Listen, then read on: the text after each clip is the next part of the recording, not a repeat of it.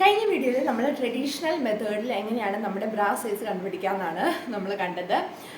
ചിലർ നമ്മൾ ഈ ട്രഡീഷണൽ മെത്തേഡിൽ കാൽക്കുലേറ്റ് ചെയ്തിട്ട് പോയി ബ്രാ മേടിക്കുമ്പം ചിലപ്പോൾ കറക്റ്റായിട്ട് വരണമെന്നില്ല. അതെന്താണെന്ന് വെച്ച് കഴിഞ്ഞാൽ പല ഇൻ്റർനാഷണൽ ബ്രാൻഡുകളും ഇപ്പോഴത്തെ മോഡേൺ മെത്തേഡാണ് ബ്രാ സൈസ് കണ്ടുപിടിക്കാൻ വേണ്ടിയിട്ട് ഉപയോഗിക്കുന്നത്. അപ്പോൾ ഇതിൻ്റെ അകത്ത് വലിയ കൂട്ടലും കുഴിക്കലും ഒന്നുമില്ല. ഇത് ചെറിയ പ്രോസസ്സാണ്. ഇതിൻ്റെ അകത്ത് വലിയ കൂട്ടലോ കിഴിക്കലോ ഒന്നുമില്ല. ഇത് സിമ്പിളായിട്ടുള്ള പരിപാടിയാണ്. അതിൻ്റെ അകത്ത് നമ്മുടെ ബാൻഡ് സൈസ് എന്ന് പറയുന്നത് നമ്മുടെ ബ്രസ്റ്റിൻ്റെ താഴെയുള്ള അണ്ടർ ബ്രസ്റ്റിൻ്റെ ഈ ഭാഗമില്ലേ, ഈ ഭാഗത്തിൻ്റെ സൈസ് നമ്മൾ അളക്കുമല്ലോ. ഇപ്പം നമ്മൾ അളന്നപ്പോൾ 32 കിട്ടിയെങ്കിൽ ആ 32 നമ്മുടെ ബാൻഡ് സൈസ് എന്ന് പറയുന്നത്.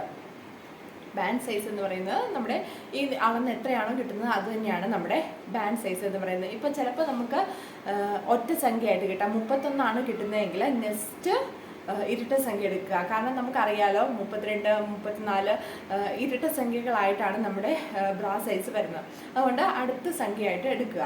അല്ലെങ്കിൽ ചിലപ്പം 29 കിട്ടുന്നതെങ്കിൽ അത് നമ്മൾ 30 അങ്ങ് എടുക്കുക. അപ്പോൾ കഴിഞ്ഞ വീഡിയോയിൽ നമ്മുടെ കപ്പ് സൈസ് കണ്ടുപിടിക്കാനുള്ള ഒരു ഫോർമുല ഉണ്ടായിരുന്നല്ലോ. നമ്മുടെ ഈ ബസ്റ്റ് സൈസ്, ഈ നിപ്പിളിനോട് ചേർന്നുള്ള ഭാഗത്തിൻ്റെ ആ സൈസിൽ നിന്ന് നമ്മൾ ബാൻഡ് സൈസ് മൈനസ് ചെയ്താൽ മതി, അല്ലെങ്കിൽ അതിൻ്റെ വ്യത്യാസം കണ്ടുപിടിച്ചാൽ മതി. ആ ഡിഫറൻസ് ആണ് നമ്മുടെ കപ്പ് സൈസ് എന്ന് പറയുന്നത്. അപ്പോൾ ചിലപ്പോൾ നമുക്ക് 1 കിട്ടുക, അല്ലെങ്കിൽ A കപ്പാണ്, നമ്മൾ 2 കിട്ടുന്നതെങ്കിൽ B ആണ് നമ്മുടെ ലെറ്റർ.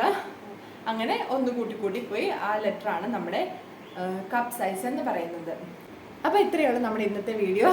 ഇഷ്ടപ്പെട്ടെങ്കിൽ ലൈക്ക് ചെയ്യുക, ഫ്രണ്ട്സിനും ഫാമിലിക്കൊക്കെ ഷെയർ ചെയ്ത് കൊടുക്കുക, സബ്സ്ക്രൈബ് ചെയ്യുക. താങ്ക്